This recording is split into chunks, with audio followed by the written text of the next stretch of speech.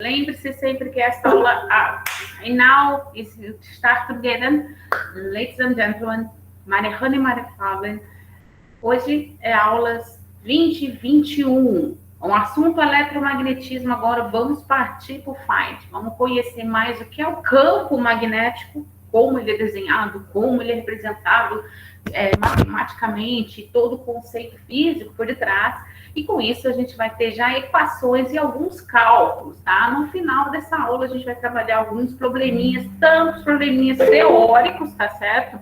Sempre tem probleminhas teóricos a respeito desse tema, que aí eu vou deixar lá nas atividades para vocês. Lembrando sempre, a aula é gravada, é depois postada lá no canal e também o link ali no Siga. O PDF dessa aula já está ali para que vocês se divirtam e acompanhem, né? Nos Siga lá. Então vamos lá e depois, quando postada a aula no vídeo, vai estar a atividade legalzinha para vocês. Lembrando, vão ser 2 tentativas, vai ser ficará a nota da melhor tentativa e vai ser mais ou menos meia hora, tá certo? Concentre-se e vamos então para a aula de hoje. Let's go! Pois bem, né? Vamos recapitular algumas coisas. Muito tempo se passou das últimas questões que nós vimos lá atrás.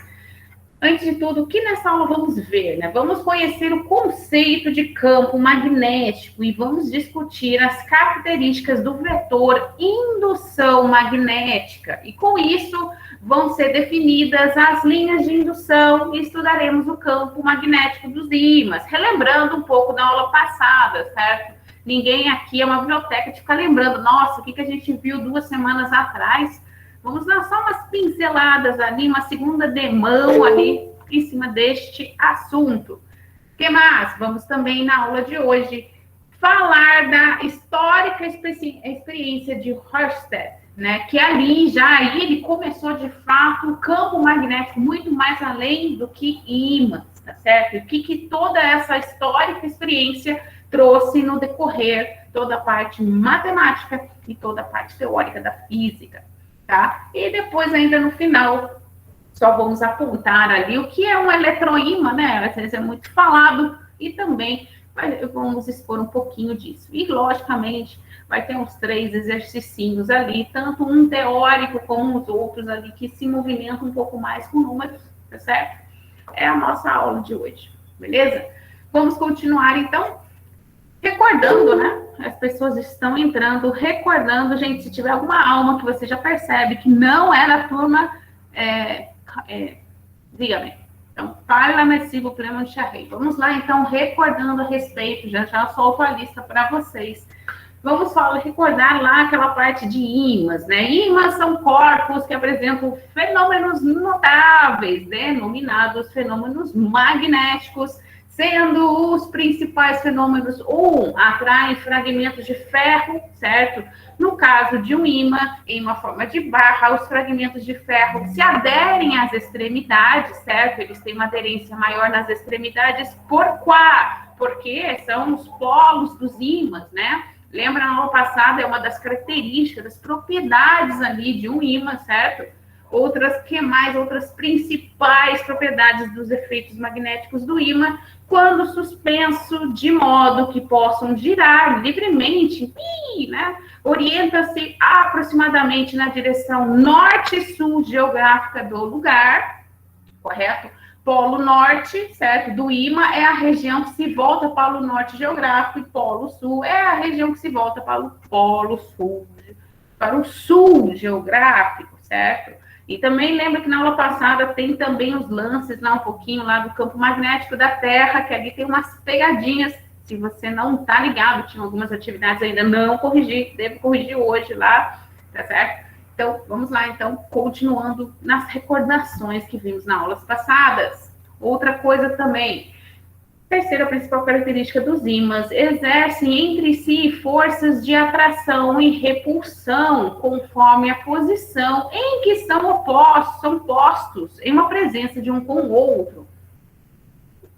Ou seja, a experiência mostra que polos do mesmo nome, certo? Se repelem e polos de nomes contrários, né? Se atraem. Então, o norte se repele com o norte, o sul se repele com o sul, mas norte e sul se atraem, certo? Outra característica também, acho que tem uma quarta, é aquela lá, né? Cortando-se o ímã transversalmente, cada parte constitui um ímã completo. Você corta, sempre vai aparecer norte, polo sul. Cortou, polo norte, polo sul. Cortou, polo norte, polo sul, certo? É a característica, a propriedade.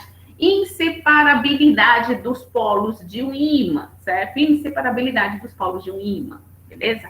Recordando isso aqui, porque a gente vai falar de campo magnético, né? Então, a gente tem que lembrar as principais características do ímã.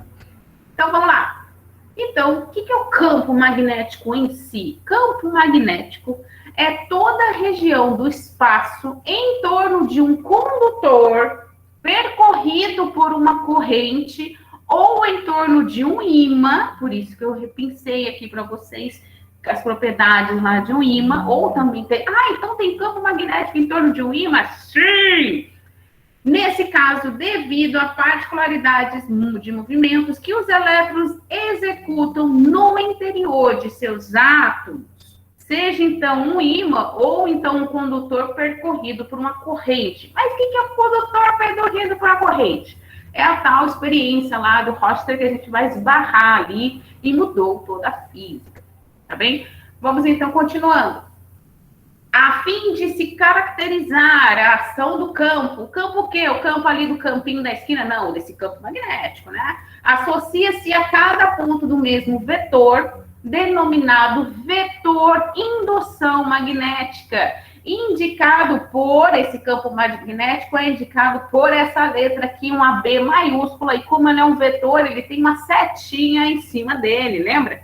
Representação ali em matemática de que é um vetor, certo? O que mais? Uma agulha magnética colocada num ponto do campo orienta-se na direção do vetor daquele campo. A unidade da intensidade do vetor B denomina-se Tesla, esse T maiúsculo aqui, utilizado no sistema internacional. Tesla, se vocês não sabem, a nível de curiosidade, aliás, no sábado letivo vocês vão saber um pouquinho mais sobre isso. Tesla foi um dos grandes também cientistas, dizem até que ele era um dos, entre aspas, né, magos, bruxos, que ele tinha umas experiências bem no seu ano, bem para frente mesmo, bem precursor. O cara era realmente um gênio, tá? Então, em homenagem a ele, denomina-se Tesla a unidade ali da intensidade de um vetor de campo magnético representado pelo B maiúsculo, certo? Pois bem, como vocês viram nessa descrição do que é um campo magnético, o campo magnético pode ser tanto em torno de um ímã como um condutor percorrido por uma corrente. Primeiro, em babies steps, vamos ver em um ímã, certo? Bem babies steps, vamos lá, em torno de um ímã.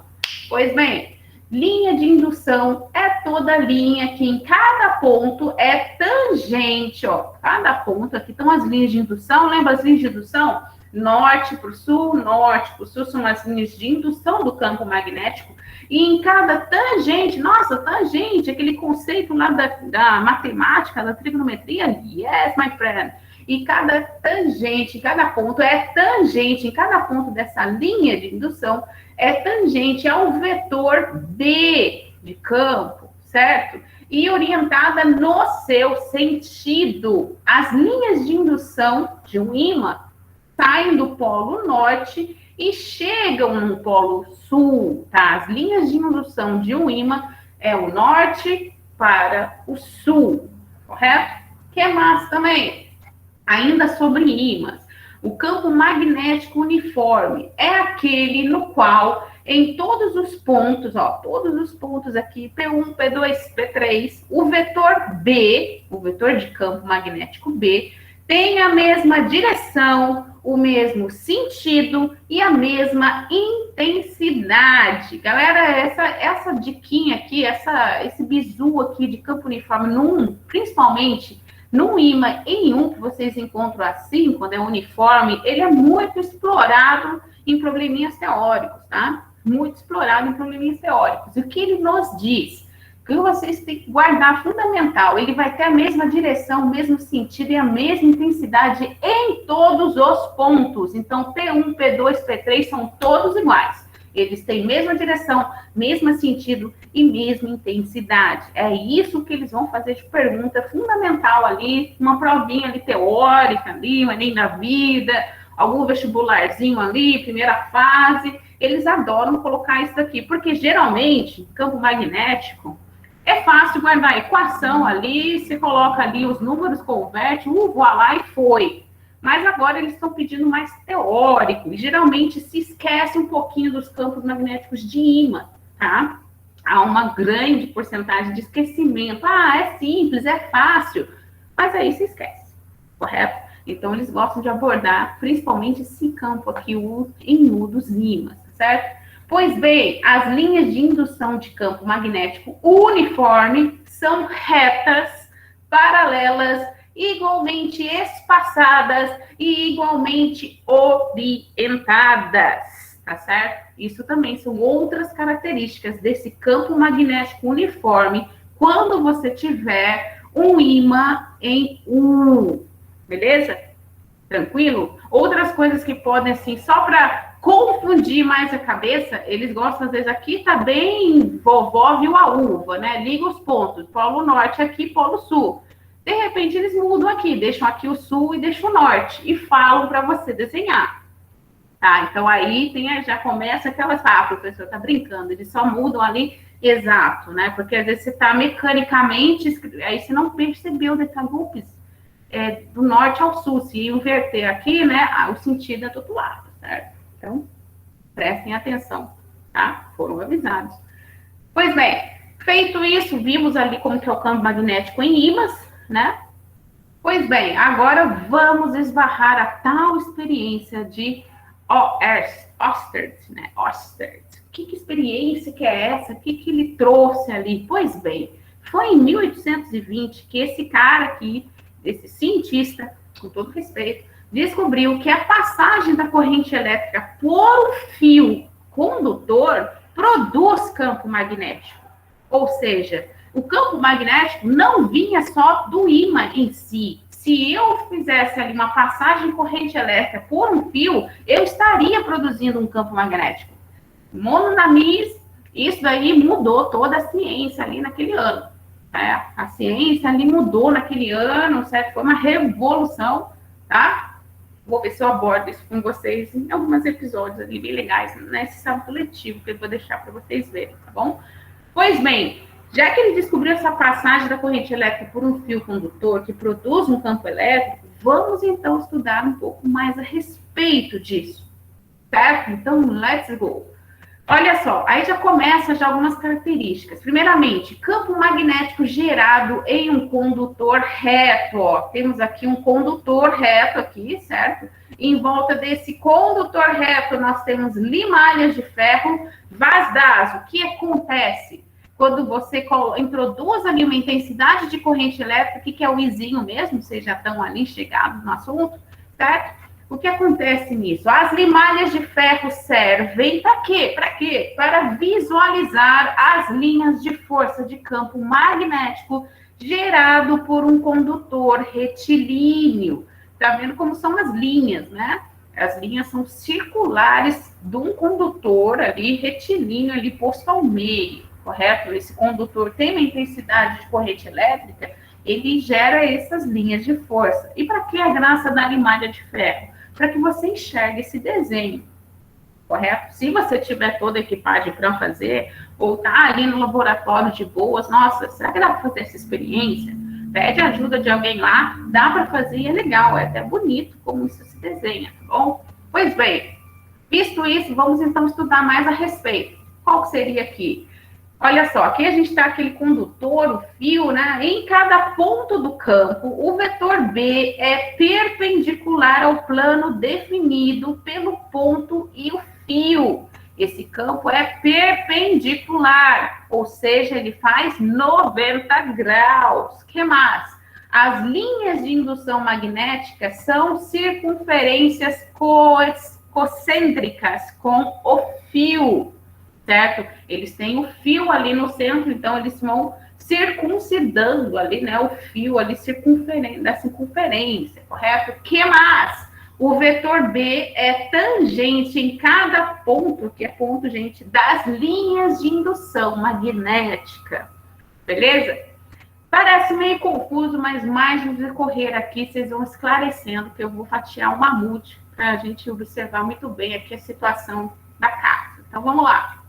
Pois bem, o sentido das linhas de força do campo magnético, como que vai ser? Lembrando, isso é o caso desse campo magnético não no ímã, certo? Num fio condutor ali, como foi aquela experiência lá de Rosted, certo? Pois bem, o sentido das linhas de força do campo magnético gerado por corrente elétrica, então é um campo gerado por alguma corrente, né, certo? Foi estudado por Ampère. Ampère, já ouvi falar desse cara, né? O cara ali das correntes, né? A corrente no circuito é 1 ampere. Sim, ele que estudou isso mais aprofundadamente. E o que ele viu? Ele estabeleceu o que? Uma regra para saber esse campo. E qual é a regra? É a chamada regra da mão direita. Meus amigos, se você tem dificuldade de identificar a sua esquerda e a sua direita, por favor, não tenha mais, porque senão aí atrapalha todo o estudo aqui do nosso campo magnético, certo? E como que é essa regra da mão direita? Pois bem, olha só, segura o condutor com a mão direita, aqui está o condutor, que seria o fio, certo? Segurou ali com a mão direita, tá? Segure o condutor com a mão direita e aponte o polegar no sentido da corrente. Então, o polegar tem que estar no sentido da corrente, que nem nesse caso aqui. O nosso condutor está com a corrente para cima, correto? Então, o nosso dedão aqui está para cima. O polegar é o chamado dedão, certo, para os íntimos? No sentido da corrente. Os demais dedos dobrados, certo? Ele está dobrando aqui os demais 4 dedos, fornece o sentido das linhas e, consequentemente, o sentido do vetor campo magnético, certo? Então, aí ficou fácil. O sentido da corrente aqui, de polegar para cima, mão direita, e os sentidos ali do vetor campo magnético dessas linhas, como está sendo? Está sendo desse sentido aqui, que seria o sentido anti-horário, correto? Sentido anti-horário, sempre ali fazendo uma circunferência em torno desse fio, tá certo? O sentido da corrente determina o sentido das linhas e também do vetor campo magnético. Por isso se torna fundamental que você não se esqueça da regra da mão direita para saber o sentido do campo magnético que é gerado por uma corrente elétrica, certo? De um ímã é fácil, de um ímã ali de boas ali, é o do norte para o sul, correto? Norte para o sul, o vetor campo ali é tangente a essas linhas de indução, se for uma barra. Se for ali um ímã em U, tem toda aquela característica lá, né? Os pontos ali em U, mesmo sentido, mesma intensidade, mesmo valor de campo. Agora, para saber o sentido de um campo magnético num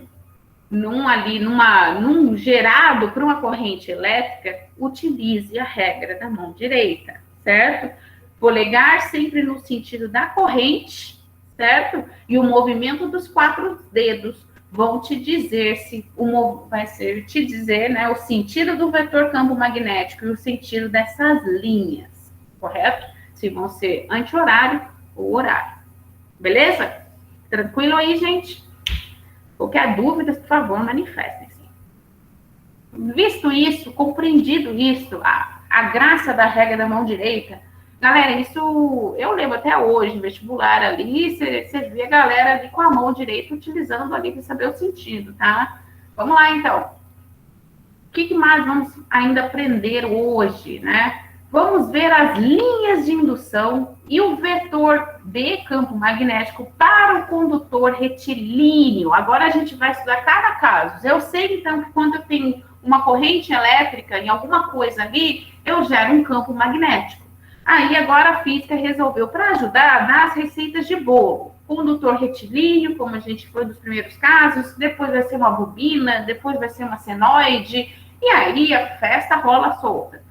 Então, vamos lá, então, primeiramente, o caso mais simples, um condutor retilíneo. Bom, a vista imperceptível, como que a gente enxerga? Que nem a gente viu naquele primeiro slide, bem começando o exemplo aqui, quando é gerado por um uma corrente, né? Você tem ali o condutor retilíneo, certo? O sentido da corrente, usando a regra da mão direita, você já está lá colocando ali o sentido, né? Anti-horário, né? O polegar para cima, certo? E é o sentido e as linhas ali do campo magnético. Visto de cima. Por que visto de cima? Às vezes, algumas provinhas gostam de utilizar essa vista. Já falo para vocês que não é muito utilizada, mas às vezes aparece ali para dar aquele drama. Essa daqui é mais ainda utilizada, a vista de lado. Essa daí é, o que eu posso dizer para vocês em porcentagem, 97%. Se ela aparece, ela é bem utilizada mesmo, tá? Essa é a vista de lado bem utilizada.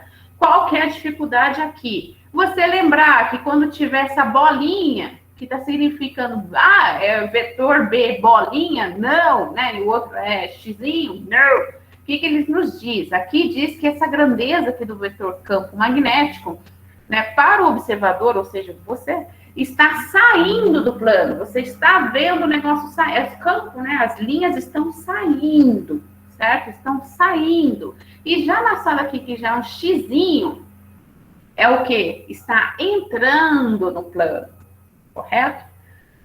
Isso nos diz como que está sendo o campo magnético, né? Se ele está saindo e entrando, certo? Esse campo magnético, ele faz circunferência, certo? E essa representação é muito utilizada, tá bom? Então, se tiver o ponto ali, está saindo do plano, você está vendo em 2D, correto? Geralmente está no papel, então você tem que ver em 2D, e com tal xzinho assim, ele está entrando, correto? No plano. Certo? Essas são as representações de linhas de indução ao vetor do campo magnético para um condutor retilíneo.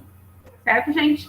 Pois bem, depois dessa situação, vamos calcular a intensidade do vetor campo magnético num condutor retilíneo. Tem como calcular, não somente desenhar as linhas e tal? Sim, claro que tem como calcular. Pois bem, antes de tudo, a intensidade do vetor campo magnético produzido por um condutor retilíneo pode ser determinada pela lei Biot-Savart.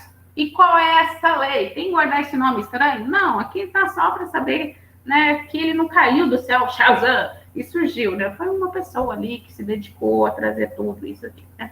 Pois bem, olha só, ele nos deu essa representação para calcular a intensidade desse vetor campo magnético. Sendo que B é o nosso vetor, certo? E neste caso é um condutor retilíneo, tá?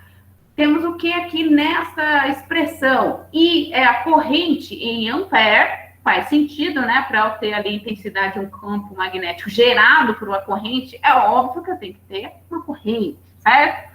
Uma corrente em ampere. O D é a distância do ponto ao condutor, perpendicular à direção do mesmo em metros, certo? Mi, esse Mi0, o que esse Mi0? É a permeabilidade magnética do vácuo. Esse valor geralmente é dado para a gente, tá? Tem essa expressão, geralmente é o que é dado ali na questão, tá bom? E temos também 2 vezes π, né? 2 vezes πd. Tudo isso vem porque ele é um condutor retilíneo, certo? Você está trabalhando ali com a parte de circunferências, correto? Então, já te adianta, tem problemas muito mais complicados, geralmente ITA, IME, né? USP, coisas assim, segundas fases, eles gostam de misturar, você já percebeu, né? Se você tem 2π, ai, nossa, professora, aí eles vão querer misturar aquelas formas geométricas? Sim. Aí começa a alegria, tá bom? A alegria ali de quem realiza essas questões, tá bom? Mas aqui vamos bem baby steps, sem antes criar pânico, tá certo?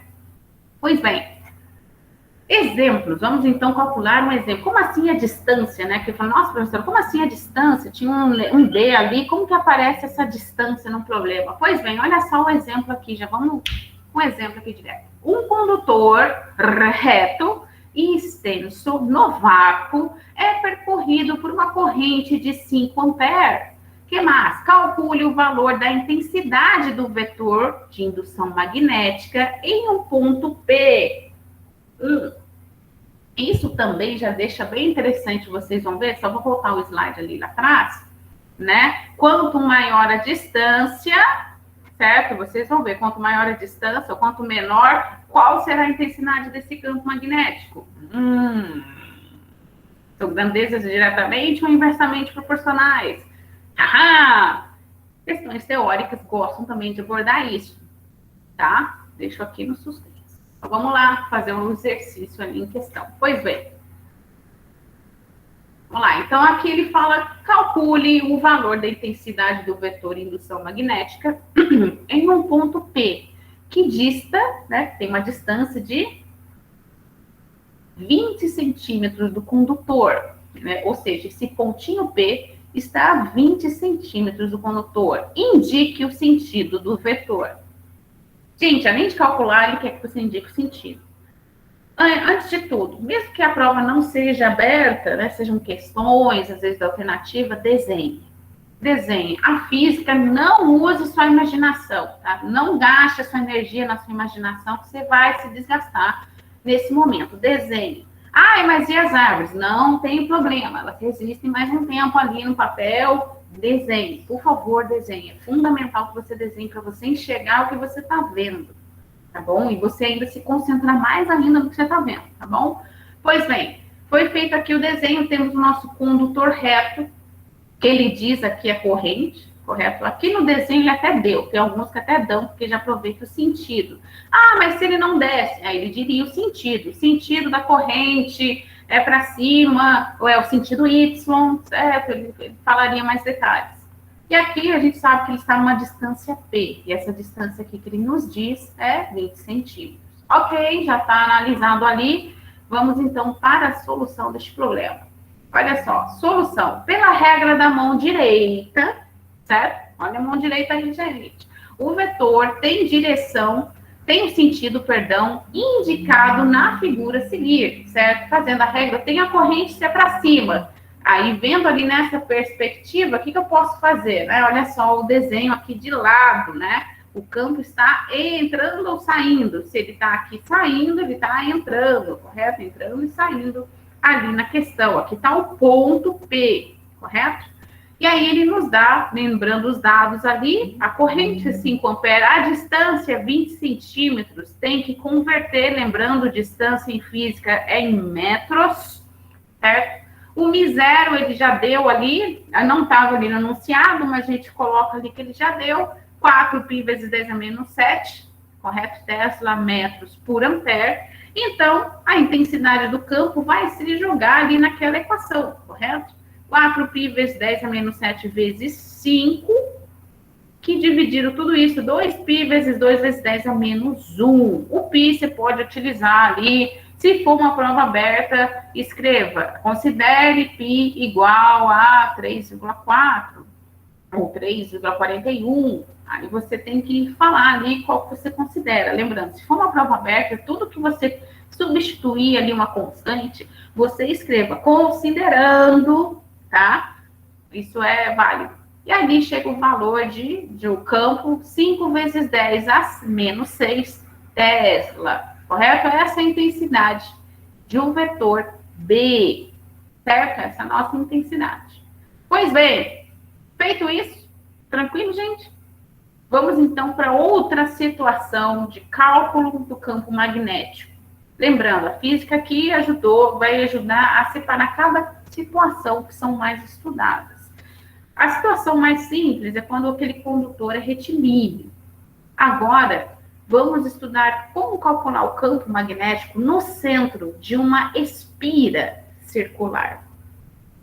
Agora vamos lá. Considere uma espira circular, aqui nossa tá a espira, certo? Condutor dobrado segundo uma circunferência, né? Se tem uma circunferência de centro O, e se é uma circunferência, tem um raio R, correto? Pois bem, as linhas de campo entram por um lado da espira e saem pelo outro, podendo este sentido ser determinado pela regra da mão direita, ou seja, A regra aqui, né, eu sei que a corrente, ela passa por toda a espira, tá vendo o sentido da corrente? Utilizando, então, a regra da mão direita, o que, que a gente faz?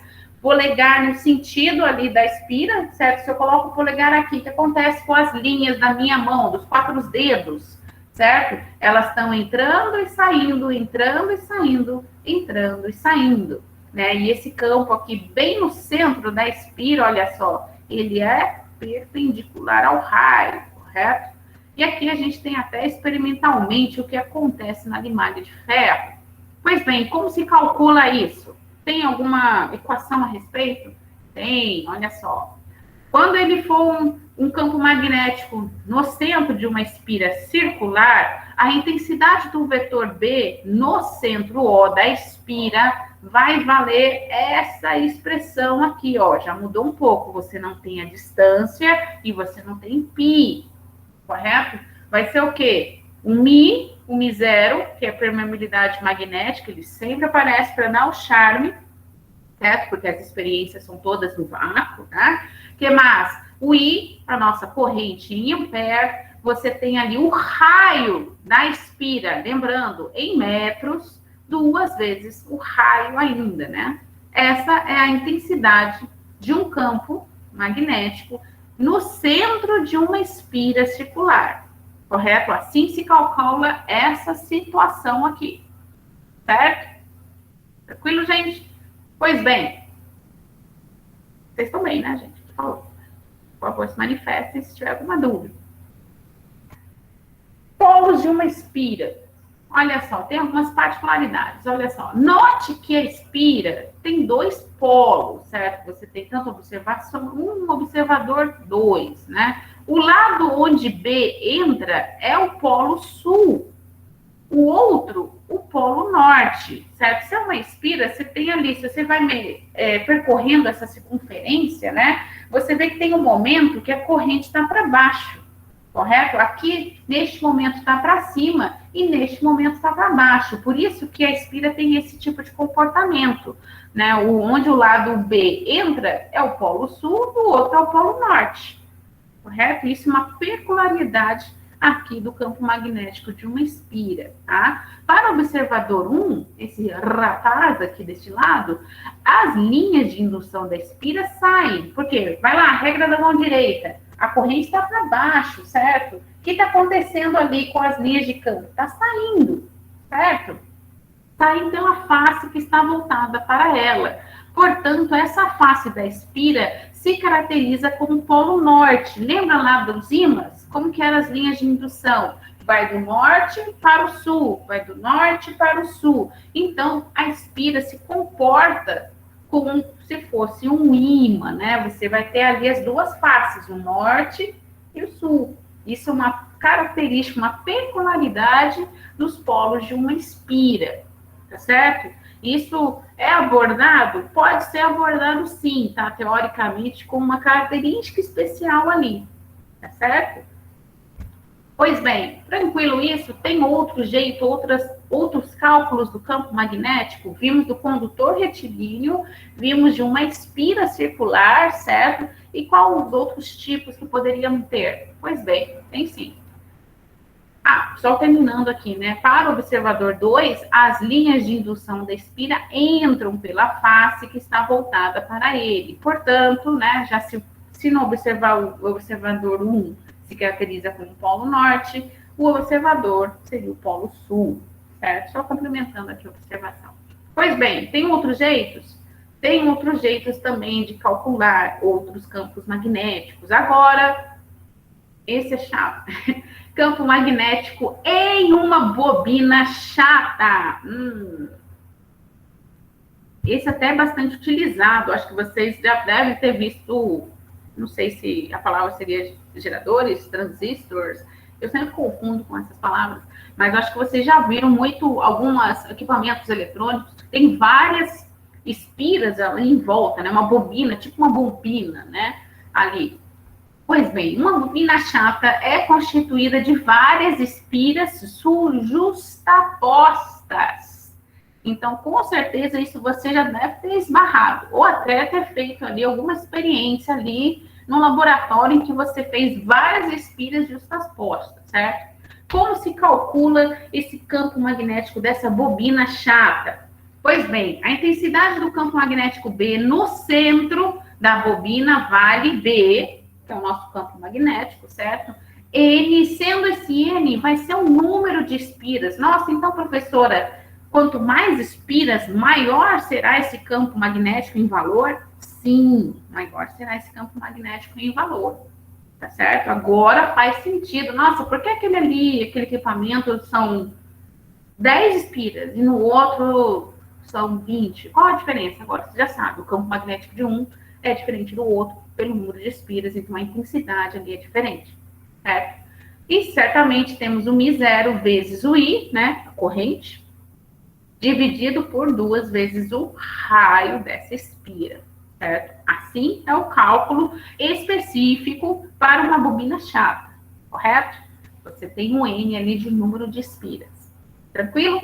Pois bem, lembrando sempre, né? Sentido aqui, ó, corrente, regra da mão direita, né? E já que a bobina, aquele mesmo comportamento, nossa, mesmo sendo uma bobina chata, várias espiras justapostas, continua tendo comportamento ali de tendo um polo sul e um polo norte, por supuesto, of course, certo? Porque mudou alguma coisa aqui da situação, a corrente aqui está num sentido, a corrente aqui fica no outro sentido. Então, a mesma a particularidade que a gente tem ali só de uma espira, você tem também ali de N espiras, né, na bobina chata, certo?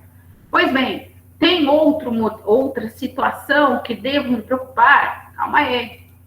Tem sim. Vamos falar aqui especificamente desses polos dessa bobina. Olha só. Aproximando-se um ímã de uma bobina, verifica-se que o polo norte daquele atrai o polo sul da bobina, repelindo o norte da mesma, tá? Os polos de uma bobina têm essa parte, da bobina chata tem essa particularidade, certo?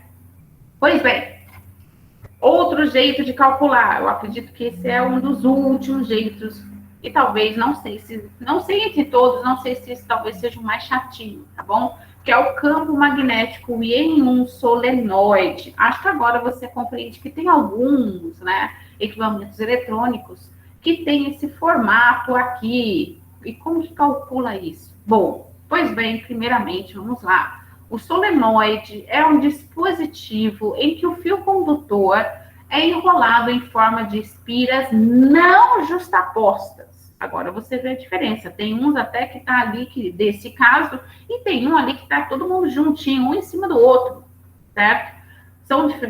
Possuem o mesmo valor? Não. Tem situações diferentes ali. Neste caso aqui, não estão justapostas.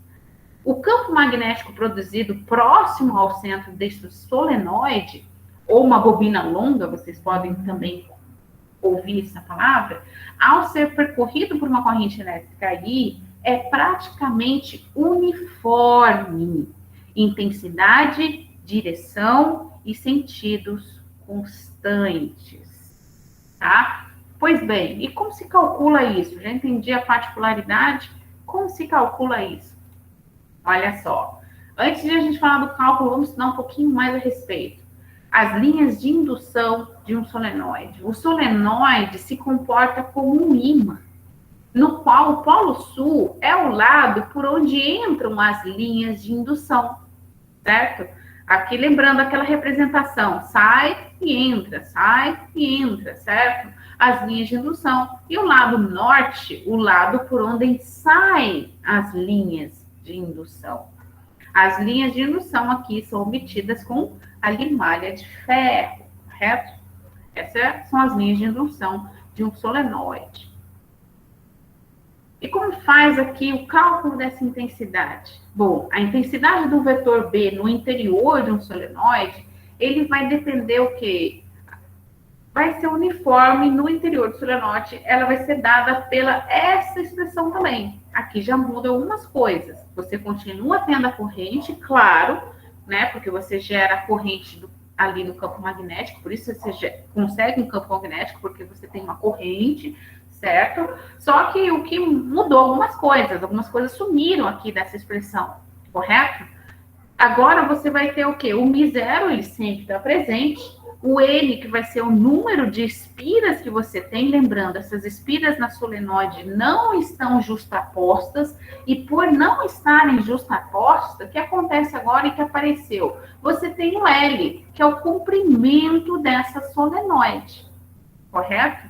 Apareceu essa como chama, seria essa unidade ali de comprimento, porque essas espiras não estão sobrepostas, correto? Elas estão espaçadas, ou seja, essa solenoide tem um comprimento, certo? Tranquilo, gente? Pois bem, vamos ver o que temos então.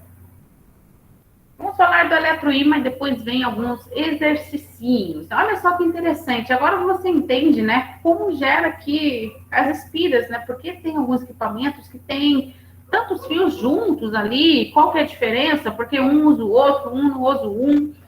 Agora você entendeu por quê? Por causa que ali vai passar uma corrente, certo? Uma corrente elétrica e vai gerar um campo magnético. Tudo depende do que você vai querer de intensidade daquele campo magnético. O eletroímã é uma bobina com núcleo de ferro constituído com um eletroímã. Em virtude da imantação desse pedaço de ferro, o campo magnético resultante assim obtido é muito maior do que o campo criado apenas pela corrente que passa pela bobina. Então, o eletroímã, gente, por isso que o eletroímã consegue levantar pesos até... Por isso que é utilizado até em ferro velho, principalmente, né? Porque além do campo magnético do ímã, eu tenho ainda corrente ali elétrica gerando ali, um campo magnético ainda também. Por isso que a intensidade do campo magnético no eletroímã é bem alta, certo? Porque você tem tanto o campo magnético do ímã como o campo ali de um condutor ali que você colocou ali uma corrente magnética, certo? Isso é uma característica bem interessante do eletroímã, correto? Pois bem, vamos então para os nossos exercícios em questão. Dúvida, gente, até aqui? Vocês já conheciam todas essas particularidades do campo magnético? Ou é a primeira vez que vocês estão vendo? Não sei.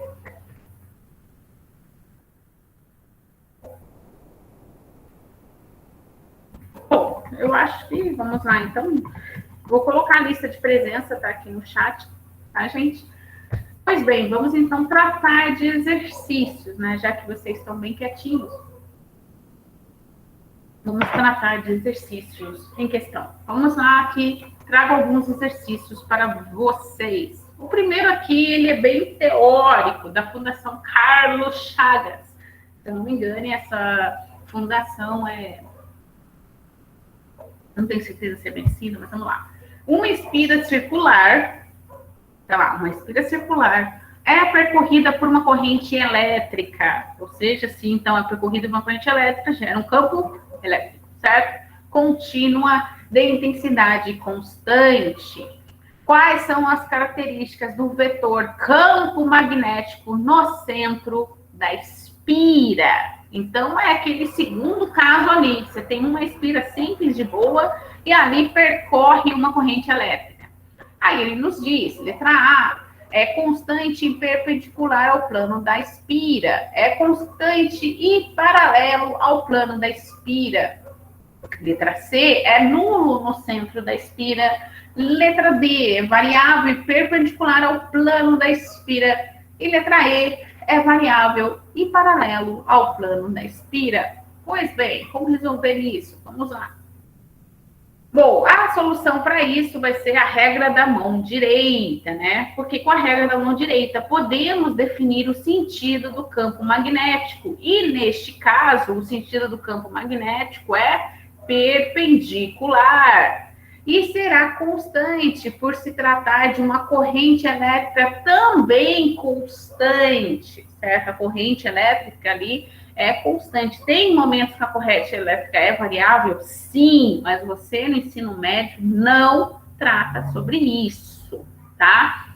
Lá na graduação, aí você vai pegar esses casos, principalmente eletromag, que a corrente é variável, joga uma integral, e aí se diverte. Tá certo? Pois bem, com isso, então, respondido, qual que é a alternativa? Vamos lá. A alternativa A é constante e perpendicular ao plano da espira, correto?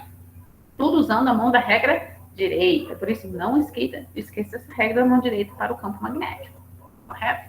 Pois bem, o outro probleminha aqui agora já trabalhando com números. Olha só, o fio condutor transporta uma corrente elétrica de 0,5 amperes. Determine a intensidade do campo magnético produzido por esse fio em unidades. Agora ele dá até as unidades. Micro, né? Milimicro, ele quer em microtesla, 10 a menos 6, certo? Ele nem precisaria dizer isso. Se ele só dá assim as alternativas, você já entende que você vai ter que deixar ali naquela unidade, tá? Não necessariamente precisava dar tantos detalhes assim, tá bom? Em um ponto que se encontra, olha lá, em um ponto que se encontra a 50 centímetros desse fio. Bom, ele está falando ali de um campo magnético de um condutor retilíneo. Lembra o primeiro exemplo ali, condutor magnético, campo magnético de um condutor retilíneo, né? Você está a uma distância daquele condutor, correto? Pois bem, ele nos dá, como eu disse para vocês, geralmente é dado o μ0, né? A permeabilidade ali no vácuo ali. Pois bem, como a gente calcula aqui? Bem simples, certo? Usar ali a fórmula, mas qual? Qual a equação? A fórmula do campo magnético produzido pelo fio, certo? Porque é um fio aqui. Bom, nós sabemos que o campo magnético ali produzido pelo fio é um μ0, I de intensidade da corrente elétrica, dividido por 2πr, certo? Ele nos dá aqui um μ0, 10 a menos 7, aqui com a φ 10 a menos 7, a corrente elétrica ele nos deu aqui em cima, 0,5 ampere, 2π vezes agora essa distância, lembrando, aqui pode ser o d ou a distância, né? Aqui ele colocou R, mas pode ser a distância. Qual é a distância que está esse ponto desse condutor? Ele está a uma distância de 50 centímetros. Lembrando, distância em física em metros. Por isso aqui 0,5, certo? Feito isso, então, faz aqui, né, toda multiplicação, corta o facão aqui dos πs, correto?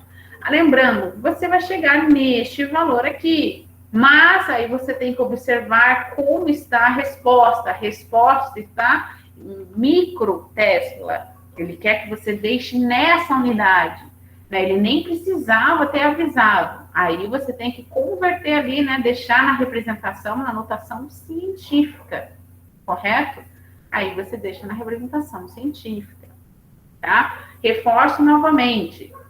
Ele não precisava ter pedido aqui, tem que estar em tanto. Ele já podia ter colocado aqui só as alternativas, só nesse jeito, e você tratar ali do número encontrado, correto? Agora, em uma prova aberta, que você, qual será que eu colocaria, professora? 0,2 vezes 10 a menos 6 Tesla, ou coloco a anotação ali científica? Bom, se você não lembrar, pode chegar até aqui, tranquilo, se você não lembrar. Mas se você lembrar, coloque o outro jeito também, tá? Nossa, mas ele vai dar mais certo?